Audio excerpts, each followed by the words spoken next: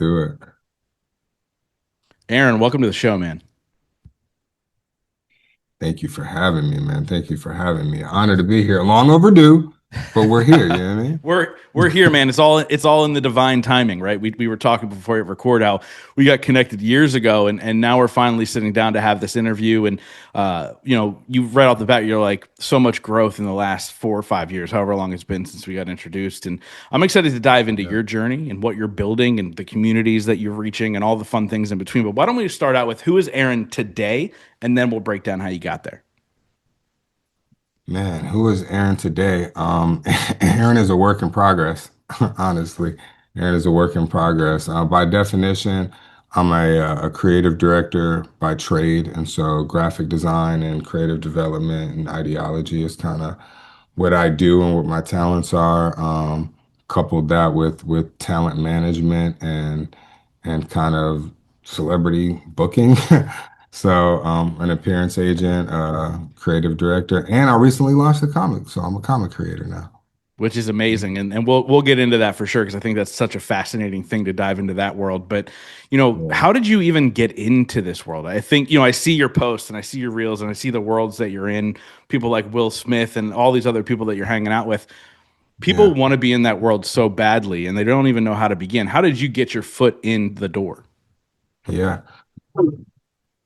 Um, I gotta say, first and foremost, I've just always had a go-getter mentality. I think that's the very kind of first ingredient that you need is you can't really wait for opportunity to happen, but as opposed, you got to be one that kind of goes and generates it. But I would say it really started for me. My foot in the door came in college. Two of my good friends, Mike Posner and Big Sean, were like budding famous music artists, like they really had a buzz and they were on their ascend, and I kind of latched onto them. They allowed me to kind of be around and shadow, and I learned what their managers do and really got accustomed to kind of that lifestyle and just thinking about entertainment through that lens. And I parlayed that into working with the Blue Power Ranger. He was my first client. I we got connected over Facebook through my brother, and I started doing prints for him for Comic Cons, and I start designing prints because typically at Comic Cons before that time they would just sign like BTS photos from set or like just their headshot or something like that or publicity photo. And I was like, man, if I'm gonna get something signed, I would like it to be like a cool piece of artwork, like something that I would want on my wall. And Yeah. so I'd start designing stuff like that, and they start selling like hotcakes. And then I asked someone, I was like, man, how do you get booked at these things? He was like, I don't know, they kind of just reach out. No, I was like, I feel like we can do better than that, and we can be more proactive. And then we got together and the rest was history. And that was kind of like really between those two avenues, they were kind of my foot in the door, but through different ways, through different avenues. So like one was through actors and the Power Rangers and the Comic-Con nerd culture. And then another was through music and more like actual Hollywood and A-list celebrities and things of that nature. So I think having those two different avenues allowed me to kind of play in the waters that I play in today and kind of be like you said, one minute I'm at Comic Con with so and so, and then I'm with Will Smith or I'm in a music studio. It's crazy, but I think like that was the ideation of that kind of world for me. Yeah, and I saw you were just hanging out with somebody who's on the new show The Burbs, which is like the spin-off of the movie as well. Yeah, So that's like, my little brother. oh, really? Yeah, yeah. RJ is like, yeah, that's my little bro. We've been tapped in for years and years and years, and I was actually with him on that set. So part of what I do is sometimes I assist talent on set, and so whatever he needs from running lines to coordinating with production or going to make sure he has what he needs dietary wise because he has a specific diet. He's um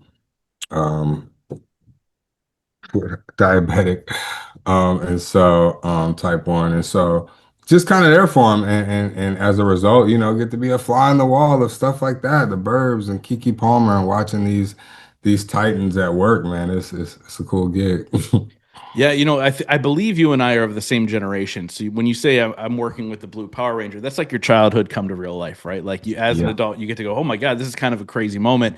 Like people yeah, ask me all the time, who's your favorite guest you've ever had? And I refuse to answer that question, at least publicly.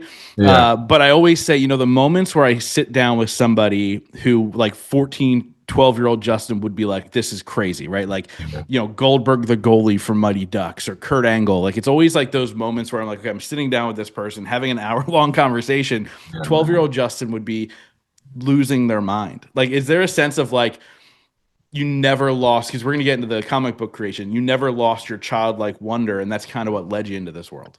100%, 100%. And I'm glad I never felt any, I don't want to say shame, but any type of way about being like this comic loving big kid, because you got to understand it's cool now, but for a stretch of years that was not cool. You know what I Yeah, mean? yeah. And I wasn't always running around like with Power Rangers at the forefront of my identity. Absolutely, I was not.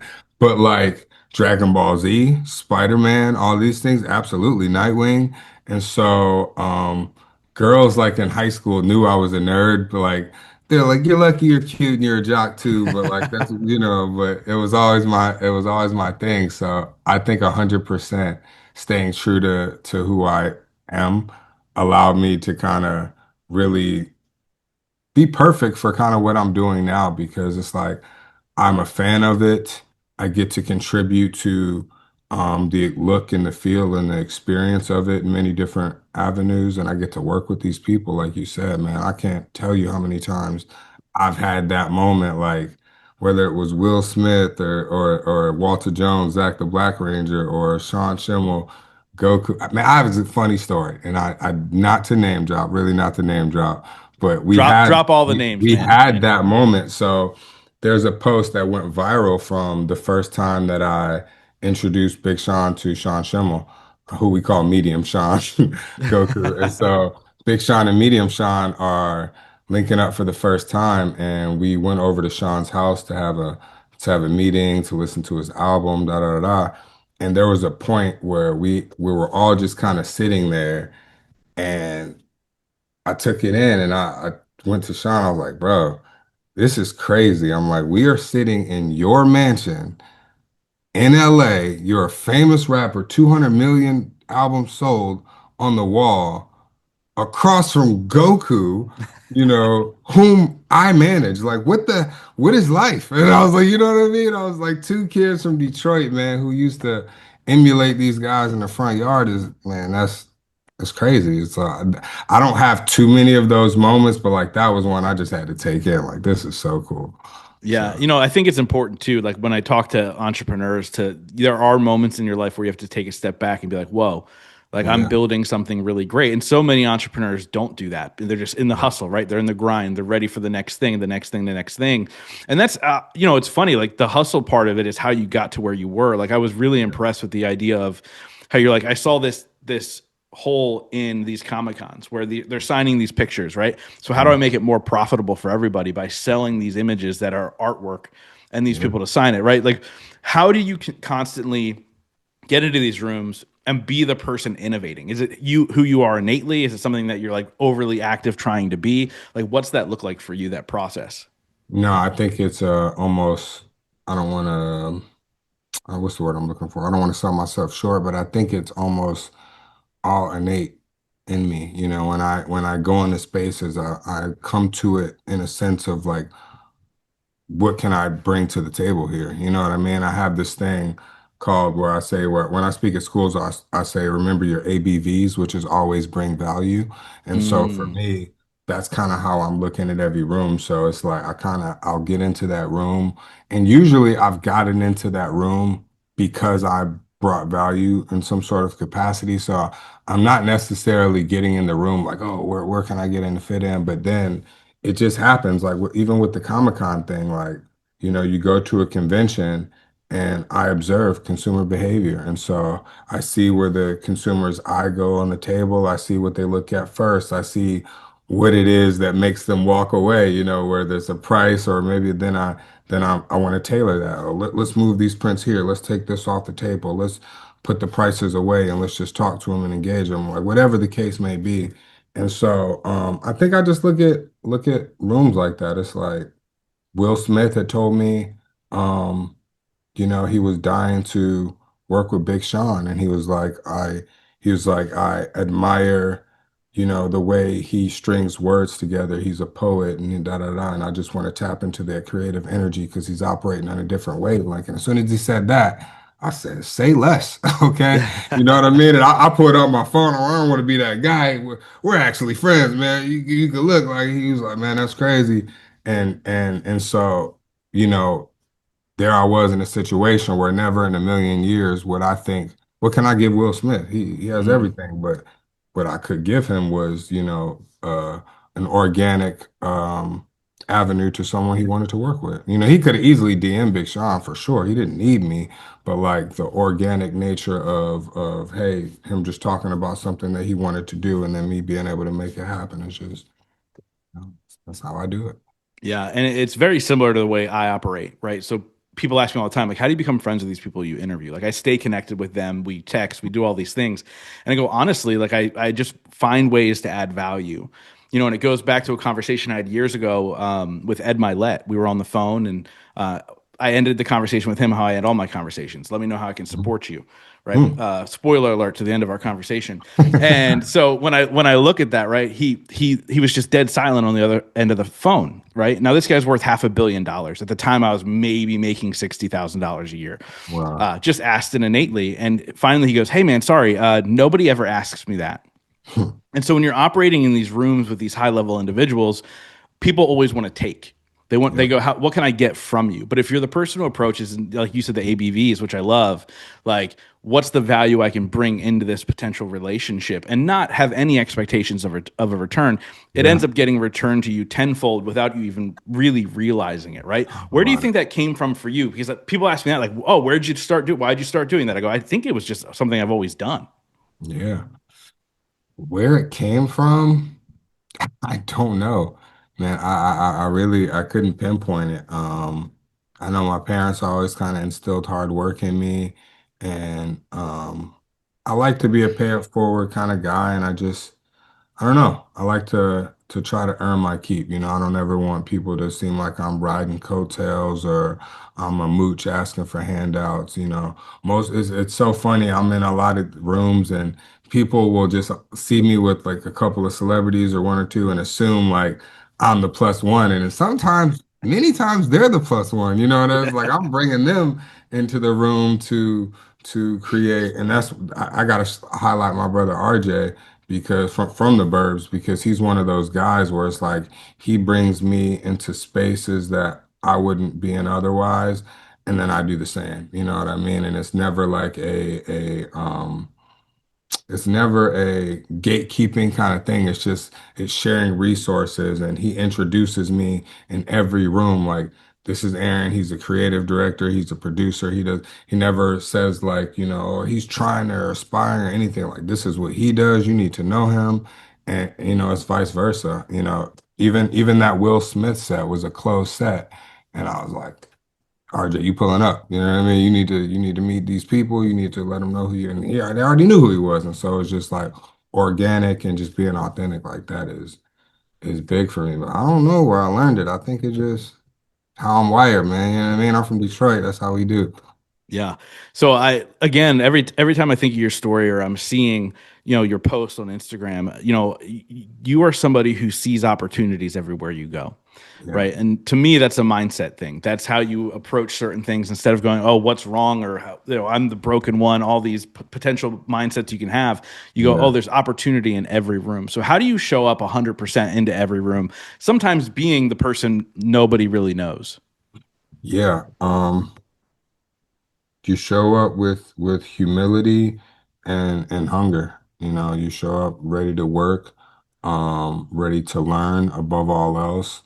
And I show up assuming nobody knows who I am. Like it's a breath of fresh air when someone does or someone says, "Oh, hey, I saw that," or something like that. But like, who am I? You know what I mean? And so, yeah, I think if you show up humble and show up ready to work. We live in an age where so many people are entitled and they're like, oh, I did all this work to get in this room and be surprised when once you get to that room, you got to start over and do Yeah. more work and do more favors and it's like, and so, once you shake off that and understand the game from that lens, I think that makes all the difference. And luckily, I didn't have to bang my head learning that lesson too many times. I was like, who am I? I remember when I first moved to LA, I drove across the country with my dad from Detroit to Los Angeles in not a broke down, let me not say that because it was not broke down, but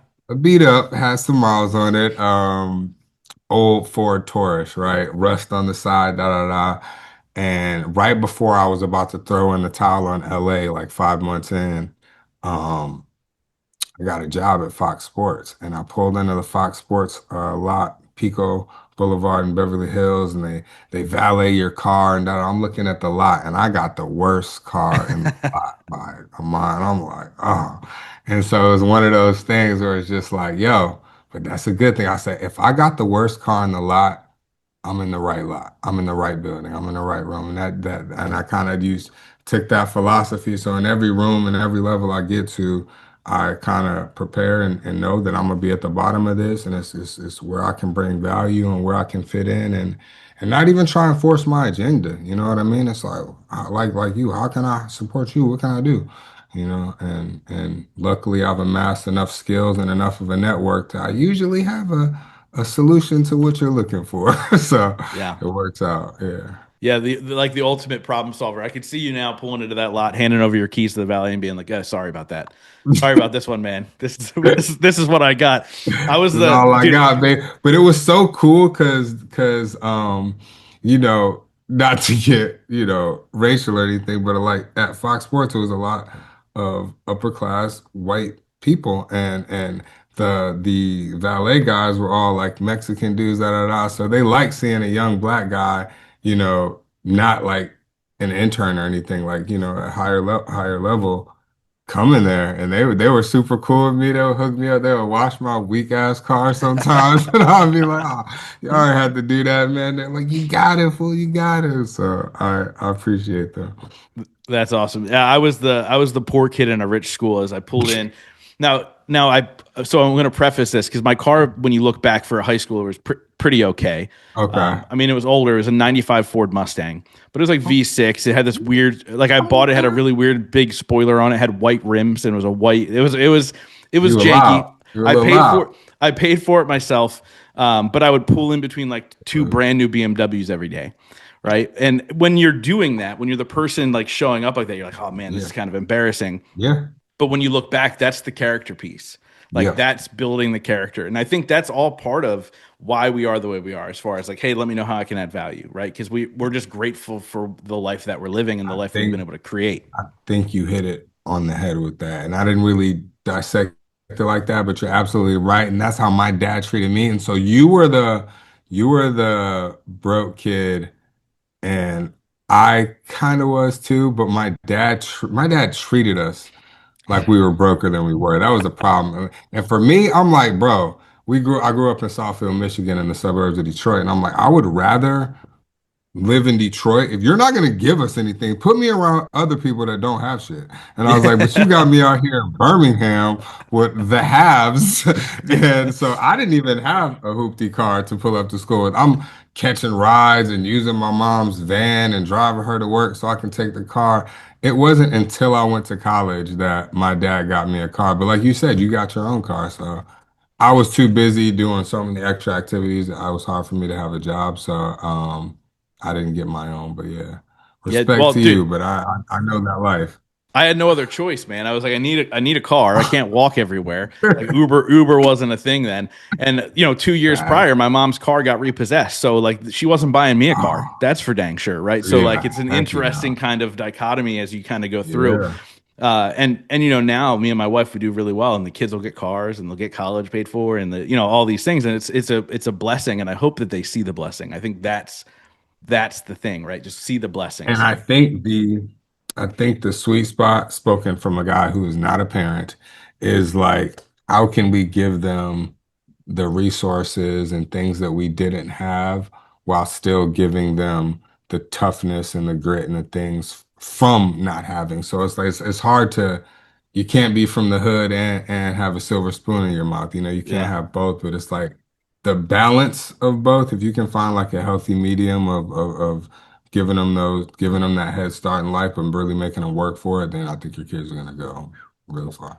Yeah, dude, it's an interesting thing. I stepped into parenthood at an older age. The kids are now 15 and 12, so I became a step parent.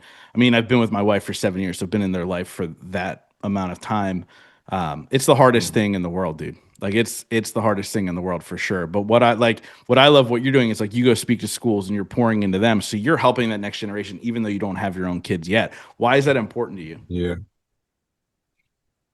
Man, when I look back, I used to think I was so special. I really did. And I don't mind saying that. I used to think I was like a special kid and everybody told me I was going to be so great. And I bought into the hype. And then as I got older and I really ran into other extraordinary individuals, and then I realized it was more about the village that raised me more than it was me. Like definitely God gave me some things that are special about me, but I think God gave us things that are special about each and every one of us. And it's like it's really the village that you come from that can make or break you. And so once I realized who I had pouring into me and the things that were being poured into me that I didn't even realize. My one of my biggest teachers, her name is Ingeborg Taylor Hill, back in the Metro Detroit area, and she always says to me to this day, "Pay it forward, pay it forward, pay it forward." And she was like my Mr. Feeney, right? And Mm, she sewed into me so much, and I wouldn't be the person I am without her. And so she's always just like, pay it forward, pay it forward. And so I keep that in the forefront of my brain. It's just like keep your eye out for that kid who would make a good mentee or just speaking to a kid. You never know with that talk or with that whatever. Honestly, one thing that I realized recently, and I caught some kids staring at me, and their mothers later told me that they think you're a rock star, basically. And it never occurred to me how other people may view me. And so even just me walking into that school, how I do could spark something. You know what I mean? Like when people came to speak to my school, it was always from like Whirlpool or Kellogg or like yeah. Stryker or like some. It was never someone in the entertainment industry aligned with these people, like you said, that I see on TV or that I may idolize in some fashion. And so, like I said, understanding like who I'm coming becoming or who these people might see me as. Just has that responsibility of like, sow something into it, pay it forward and be the spark for them to go on and do something great and continue that ripple. I love it, man. And I love how you shouted out the village. Now, as a kid, you don't get to choose your village, but as an adult, you do. How do you make sure you're Yeah. constantly surrounding yourself with good people, especially making sure you don't roll into the hollow weird side of things as Epstein's rolling out their stuff, right? How do you make sure you're surrounded by the good people? Man, that is a good question because you're gonna run into different people out here, with different intentions, different motives. I gotta say, even with myself, it's been trial and error. It took me years of trying to find a tribe and trying to find a friend group. And I bounced around in different ones, and it almost felt like high school. And you fall in with some bad kids, you fall in with some rich kids, you fall in with the you never quite fit in. And so for me, I kind of feel that's been very reminiscent of my experience in LA. But it really came down to authenticity for me, authenticity, purpose, and discipline. And I found a core group of guys. Really, it's just me and my guys RJ and Azizi. That's kind of like my main little friend group, and we just hold each other down, keep each other accountable, tell each other what we need to hear, even if we don't want to hear it. It's just kind of been that brotherhood that I needed. And for so long, I think I was trying to like find like a big group, da da da. And it's like you don't need a big group. You need a couple good dudes that'll keep you right, and yeah, and you can go far. But I mean, I've got so many cool friends out here that I do different stuff with. But yeah, I think that's just the answer, man. And as far as avoiding Holly weird. Man, I get this question so much. Especially now, And dude. It's probably tripled in how many times you're yeah, getting asked. everybody asks me though, you ever been to a Diddy party? Now that you're in with the ends, tell me about the list. And I'm like, I don't know nothing about all that stuff, man. I think that's all that stuff is above my tax bracket. And you know, at the end of the day, I think that stuff is exposed. I don't know a clean way to say it. I think those people try who they know they can try, and I'm Yeah, not one of those people you can try. And so they check that shit at the door with me. So I don't know. I'm it's easy for me to steer clear of. You know, RJ is the same way. Like he is a Jacksonville, Florida Duval brother. You hear me? Okay, yeah, so it's like he ain't to be played with. I'm from Detroit. I ain't to be played with. Azizi, our boy, is from Maryland. He ain't to be played with, and he's Jamaican. So it's like I think they kind of know we do our thing. We stay out the way. We come here to work, and we come here to level up. That's about I it. love it. So, have you been to a Diddy party? No. I did go to Diddy's office once when I first got out here, and I was excited. He wasn't even there, but just them. I had a friend that worked for him, and she knew she saw my brand Hustle Matters, and they had a Ciroc campaign that they were running with Hustle, and she was like, "Come in our office, let's talk." I said, "I would love to." You hear me? But Yeah, this nah, is no before Diddy we knew, parties for though, me, folks. man. To those listening, this is before we knew Diddy was This is Diddy. this is back in 2000. This is when I first moved to LA. This is like 2017, 2018 when I first launched Hustle Matters. But yeah, man, I've been to some Jamie Foxx parties. Um, There you go. I've been to. I'm gonna be outside this weekend. It's NBA All-Star weekend, so I'm gonna be outside for sure. I love it, dude. It was what's funny is my wife, one of my wife's friends was at a Diddy party. And all I Yeah. know is he did not stay long enough to see it get weird. So that was the feedback I got. So it's like if you And if you my thought would be not everybody's invited Mm, for the it to be weird thing. You know what I mean? yeah, It's probably gonna yeah. be like everybody go home, the party's over, and then they do some weird shit. So it's like your average person, I would assume, would never know. But what do I know? Yeah, dude, it's just wild. So obviously you're an insanely creative person. You create art for these individuals, you create opportunities, you create so many things. The newest creation is you've gotten into the comic book game, which is wild. I don't know anybody who's ever gotten into the comic book game. How did this even come to fruition? What's the goal with it? Tell me everything. I don't even know, man. That's so funny. Man, the goal was like back in 2015, not the goal. In 2015, when I first moved out here, you know, my first client, Blake Foster, the Blue Ranger that I told you about, he was a 12-year-old Power Ranger, and we always had talks about where his character would be now, and they never brought him back, and we was just conversation after conversation, and then we're traveling the world doing Comic Cons, and all the fans, what do you think Justin will be doing today? Would you ever go back to the show? Da, da, just over and over and over, and so I was like. I wanted to do something, and we are going to originally shoot something, but just production and cameras and coordinating schedules, it can be a lot. And I was newer to LA, and I don't know how to make a film, and so I kind of penned a comic book, and I wanted it to be like an animated series or an anime, and I was like, all animated series and anime start as mangas and comic books. So let's just start there. And that was kind of my thought process. I was like, that I can control. I don't need a studio to sign off on it. I don't need actors. I don't need any of that stuff. I was like, I can really control it.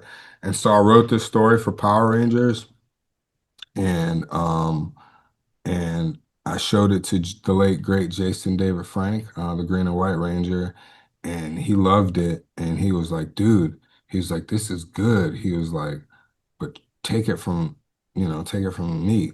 Don't give it to Power Rangers. He was like, I gave them Lord Draken, and now I'm creating my own thing with Legend of the White Dragon. He was like, I think you should do the same. He was like, so take all the Power Ranger stuff out, but like keep the core of your characters and stuff like that, switch it up and launch your own. And so that's exactly what I did. And I hired a writer, and together we stripped it of most of the Power Ranger stuff while still keeping some Easter eggs and some pillars for fans that would, want to kind of stretch their imagination. But yeah, we launched our own thing, man, and it just makes perfect sense. I was like, I've been traveling the world, going to Comic Cons for years. I've been in this space. I grew up reading comics, and it just felt very on time and aligned. Like about time you make your own, So Yeah, that's I kind of love it. how it happened, man. And as far as the goal, I don't know, man. Honestly, right now the goal is just to tell a good story. To be honest, I'm not thinking about it blowing up. I'm not thinking about a movie. People always ask me these far-fetched forward questions. People that haven't even bought the book. I'm like, how you gonna ask me about a movie and you ain't even bought the damn book? And so for me, I just want to make the best story that we can, which is like a grittier, grounded Power Rangers style story.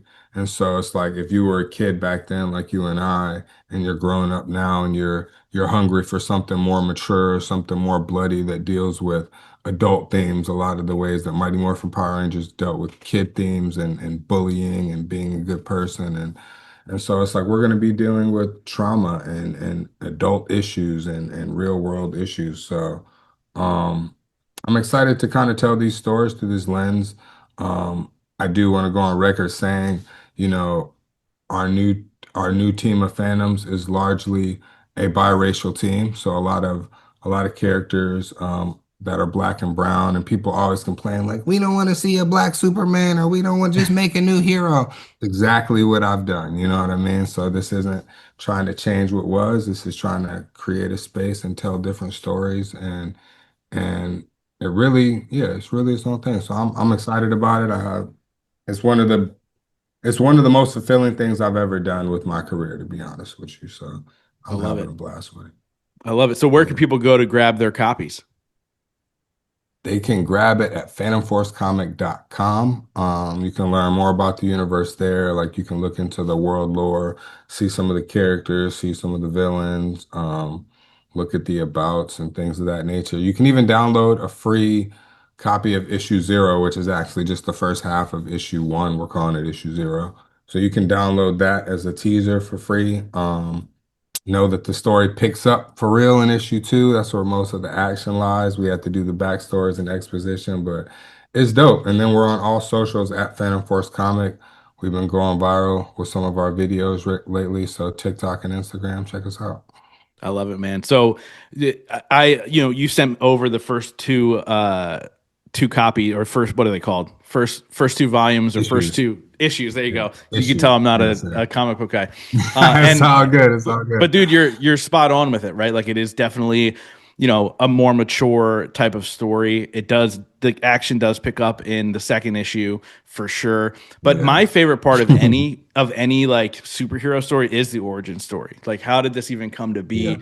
Like that's always been my favorite part. So like when you look back at like all these superhero movies that are now made, it's always the first one that's my favorite because I'm like, how did we get here, Mhm. right? And now we've gotten to a place where there's been 17 different Spider-Men and 47 different Batman, and how many times can we retell the story? But those origin ones, the ones that first came out, like that was the Yeah. obviously the exciting part. So I want to ask you a question I ask every single person on this show. It is a two-part question. Okay. First part is what is your definition of success? Second part is what are three things you do every single day to ensure that success for yourself? Ooh, let me applaud those questions, my God. I think people chase success honestly without even having fully defined it. At this point, I define success as peace, alignment with God, and financial stability. Um, those are kind of my three pillars. Like if I'm aligned with God and I'm at peace, and usually those things are synonymous, but sometimes they're not. Sometimes I'm listening to God and I'm like, you sure about this? You know what I mean? And so I'm like, when I'm able to have peace in my decision making in my life and don't have to look over my shoulder or worry, when I know that I'm on the right path that I'm supposed to be in and my gifts that God gave me are being utilized for the betterment of the world. And you know what I mean? I ain't got to check my bank account when I swipe my card. I'm cool. So Yeah. those three things I think would be my definition. And And you said, and what am I doing daily to ensure Three that those things every things day that you happen? do to ensure that success. Ooh, I hustle, I work, I pray. Mm, hustle, I work, and I dive into my comics. Honestly, I think that's kind of the prayer. The prayer helps with my alignment with God. Hustling helps with the financial stability, and my comics brings me peace. A lot of people ask what makes me happy right now, and it's honestly that. Whether I'm reading other stories or working on my own, it's like I do everything else that you mentioned throughout this interview so that some point in time I can close that laptop and then focus on that stuff. And that's really the stuff that brings me the most joy and peace. So, yeah, I think those would be it. I love it, man. So I want you to fast forward towards the end of your life. Hopefully, it's 300 years from now. You never know with technology, right? We could all live forever at this 300 point. is crazy. Who knows? I don't ever. I ask this question to people, and I always want them to. I always want to preface it with, "Hopefully, this is very far in the future." But I want you to fast forward to the end of your life, and I want you to imagine that everything you've created has disappeared, and you can only be remembered for one sentence. What would you want that sentence to be? Oh my God, Justin, come on, dog. If I could be remembered for one sentence, I don't know. I do not know. Um, oof. Um, the relationship you have with yourself sets the tone. Hmm. I love it, man. I love it. Are you still with me? Cool.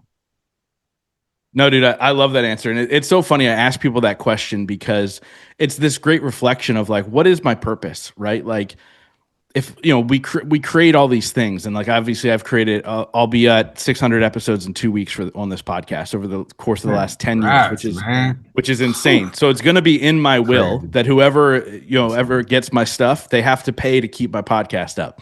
But I asked that Yeah. question because it's this whole idea of like, okay, like, but if I had to really break it down, why am I here? And the one sentence makes it obviously more difficult, right? But like, it's a fascinating kind of way to kind of step back and kind of take a look at, like, okay, well, what is that purpose that I have in my life? So, with all that being said, dude, I wrap up every single interview with the same question. But before we get there, how do people get a hold of you? How do they find you? What's all the good stuff? My phone number is, no, I'm just kidding. My Shoot me a Instagram text. is shoot me a text, whatever, anytime.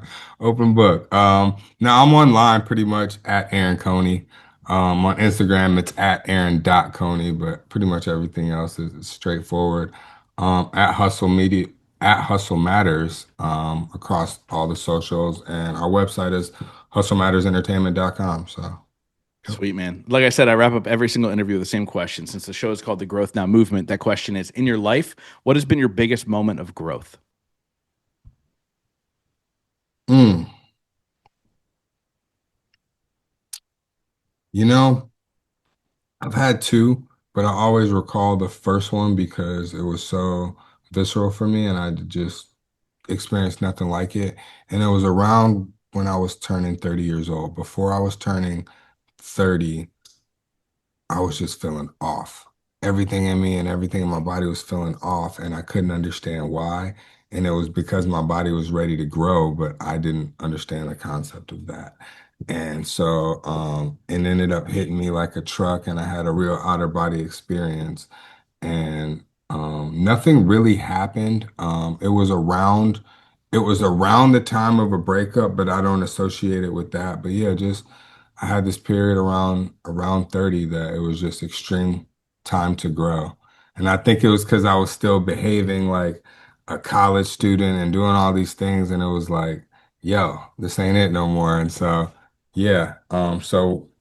when your body's telling you it's time to grow, or it's telling you something's off, or it's telling you it's time for a change, listen to it. I didn't understand. I couldn't diagnose it for years. And then after I maybe could diagnose it, I spent another year or so not listening to it. And so after I did, it was amazing and it was life changing for me.